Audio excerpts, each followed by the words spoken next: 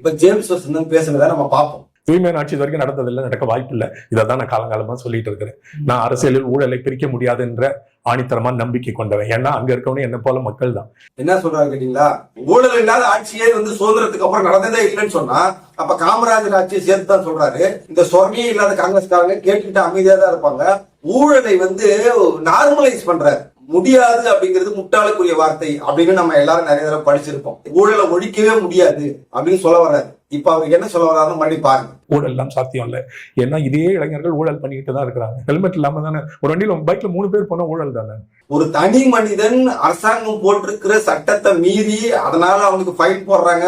இதுவும் ஒரு அரசாங்க ஊழியர் உட்கார்ந்துகிட்டு எனக்கு இத்தனை லட்சம் ரூபாய் கமிஷன் கொடு, அதான் நான் செய்வேன்னு சொல்றதும் எப்படி ரெண்டும் ஒரே அளவீடாயிரும். இப்ப அவன் ஹெல்மெட் போடாம போறதுனால ஒன்வேல போறதுனால நாட்டுக்கு என்ன பிரச்சனை, வேற மக்களுக்கு என்ன பிரச்சனை?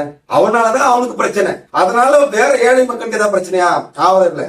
ஆனா ஒரு அரசாங்கத்தில் இருக்கிற ஒரு ஊழியர் லஞ்சம் வாங்கினா அது ஏழை மக்களையும் பாதிக்கும், அவனுக்கு வறுமையை கொடுக்கும், அவனுக்கு ஒரு வேலை நடக்காது. அப்ப இந்த இவ்வளவு பெரிய ஊழல்ங்கிற விஷயமும் இந்த சாதாரண ஹெல்மெட் போடாம போறது, ஒன்வேல போறது ரெண்டு ஒண்ணுன்னு பேசுறது எப்பேற்பட்ட முட்டாள்தனம். அதுக்கு அவர் விளக்கம் சொல்றாரு, கேளுங்க. ஆனா எவ்வளவு யூடியூபர்ஸ் காசு வாங்கிட்டு பேசுறாங்களே, அதுவும் ஊழல் தானே. யூடியூப்ல காசு வாங்கிட்டு பேசுறது எப்படி தடுத்து நிறுத்த முடியாதோ அத மாதிரி அரசாங்கத்துல இருக்கிற ஊழலையும் தடுத்து நிறுத்த முடியாதுன்னு சொல்றாரு.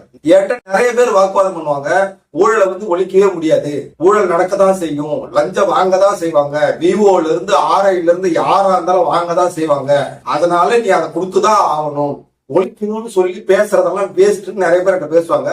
அப்ப எனக்கு கோபம் தான் வரும். ஏன்னா தேவையா தேவையில்லையா? அப்ப அதை நம்ம செய்யணும். அதுக்கு வழிமுறை என்ன? வழிமுறை இருக்கு. சில நாடுகள்ல ரொம்ப கம்மியா குறைச்சிருக்காங்க, அதுக்கான வழியை கண்டுபிடிச்சிருக்காங்க, அதுக்கு சட்டத்தை போட்டு தடுத்து நிறுத்திருக்காங்க.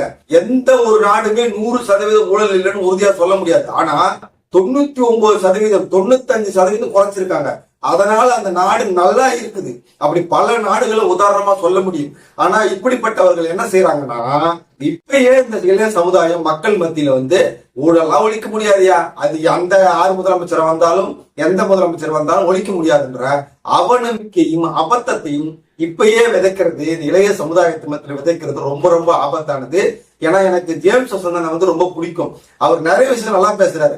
எத்தனையோ இசையமைப்பாளர்கள், எத்தனையோ பாடகர்கள், எத்தனையோ பிரபலங்கள், நமக்கு என்ன எவனோ முதலமைச்சரான ஆயிட்டு போறான், எவனோ ஊழல் செஞ்சா போயிட்டு போறான், எவனோ ஓட்டு போட்டா போட்டு போறான் அப்படின்னு அவங்க வேலையை பார்த்துட்டு இருக்கிற சமயத்துல ஜேம்ஸ் வசந்தன் தைரியமா துணிச்சலா விஜயையும் அவருடைய ஆட்சியையும் கட்சியும் விமர்சிக்கிறாருங்கும் போது அது உண்மையிலே பாராட்டப்பட வேண்டிய விஷயம்.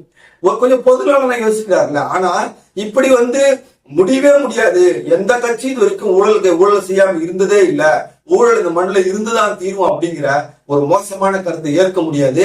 அடுத்தவர் என்ன சொல்றாருன்னு பார்க்கலாம். ஒரு சிற்றுண்டி உணவகத்துக்கு சாப்பிட போறீங்க, ஃபுல்லா அவ்வளவு உணவு செதற போடுறீங்க, பீச்ல போட்டு போறோம் குற்ற உணர்வே எல்லாம் பண்றாங்களே, அதுவும் ஊழல் தானே.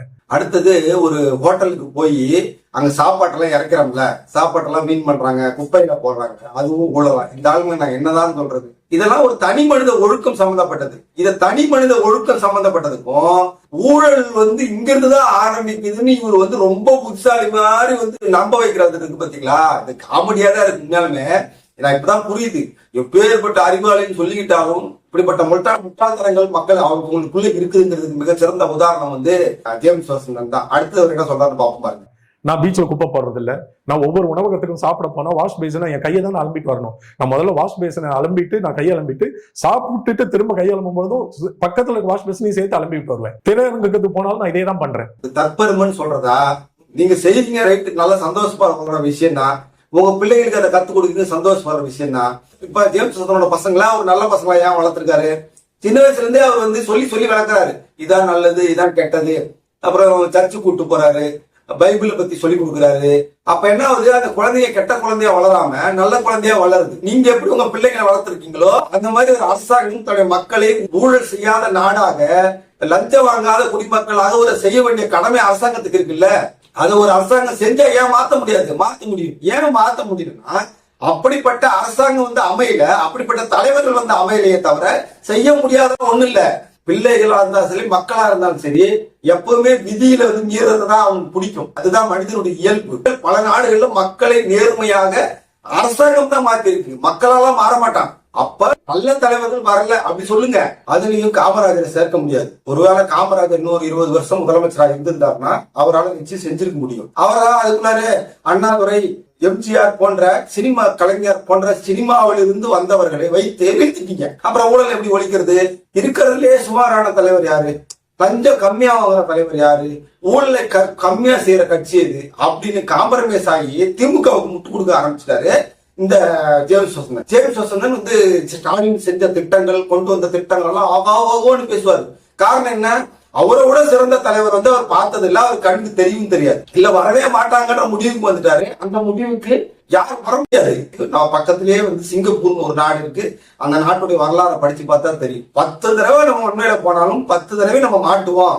10 தடவையும் நம்ம அந்த டேர்னிங் திரும்பி அந்த டேர்னிங் போறதுக்குள்ளாரியே நம்ம மொபைலுக்கு வந்து பெனால்டி வந்துரும். நம்ம வீட்டுக்கு போய் சேர்ந்த உடனே அங்க காவல்துறையினர் வந்துருவாங்க அப்படின்னு இருந்தா எவனாவது உண்மையில போவானா?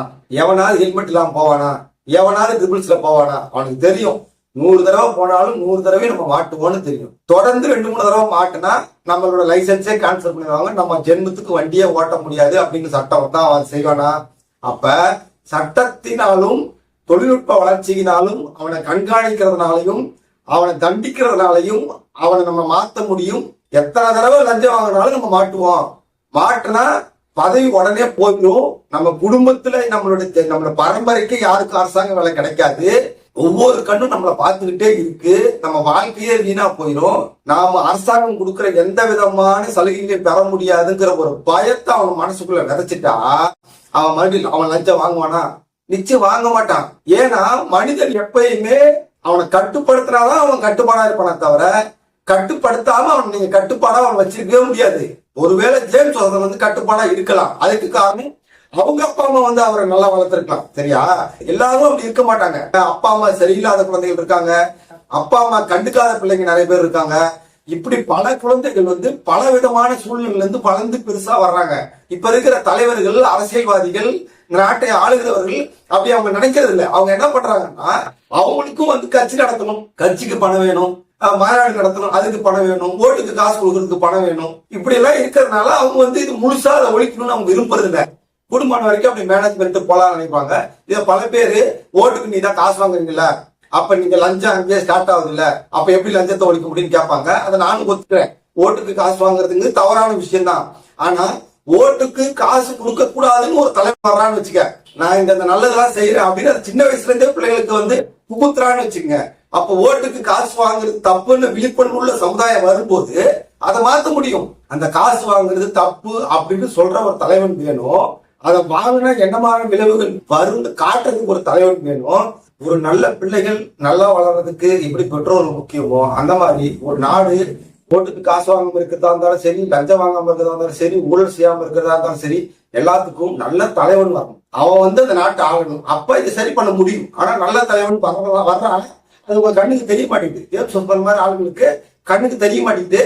இல்லைன்னா அவன் மேல ஏதாவது ஒரு குற்றத்தை சொல்லி ஒரு குறைய சொல்லி அவனை வந்து முடக்க வச்சிருக்கேன். நான் ஓட்டுக்கு காசு கொடுக்க மாட்டேன், 1 ரூபா லஞ்சம் வாங்காம நான் பாத்துக்கிறேன், நான் பெண்களை வந்து நான் முழுமையா வந்து எந்த குற்றம் பாத்துக்கிறேன்னா அவன் மேல அவநம்பிக்கை விதைத்து இவனெல்லாம் வந்து பொய் சொல்றான், ஏமாத்துறான், இவனால செய்ய முடியாது அப்படின்னு அவன் மேல சேர்த்தவாங்க இறைச்சி நல்ல தலைவர்கள் மேல வராத மாதிரி பாத்துக்கிறாங்க. யாரு? ஜேம்ஸ் வசந்தன் மாதிரி ஆளலாம். ஏன்னா இவங்களுக்கு உச்சபட்ச நல்ல தலைவர்களே ஸ்டாலின், உதயநிதி, இவங்க தான் வந்து உலகின் மிக பெரும் உச்சபட்ச தலைவர்கள். அவரோட பேச்செல்லாம் பாத்தீங்கன்னா நல்லா தெரியும். இப்படி இருக்கும்போது நீங்க எப்படி ஓட்டு முடிக்க முடியும்? வர்றவனையும் விட மாட்டீங்க, வர்றவனுக்கு ஓட்டு போட மாட்டீங்க, அவங்ககிட்ட இருக்க நல்ல கருத்தை சொல்ல மாட்டீங்க, அவன் மேல குற்றம் சுமத்துறீங்க, அவன் மேல வந்து இழிவுபடுத்துறீங்க. அப்ப எப்படி மாறும்? எப்ப மாறும்? நல்ல தலைவன் வரும்போது மாறும். நல்ல தலைவன் எப்போ வருவான்? உங்க கண்ணெல்லாம் நல்லா திறந்திருந்தா, உங்களுக்கு நல்ல கண்ணு கிடைச்சா, உங்களுக்கு நல்ல புத்தி வந்தா, நேர்மையான புத்தி வந்தா நல்ல தலைவன் கண்ணுக்கு தெரியவா. அவனை நீங்க ஏற்றி விடுவீங்க, அவன் பக்கம் நீங்க நிற்பீங்க.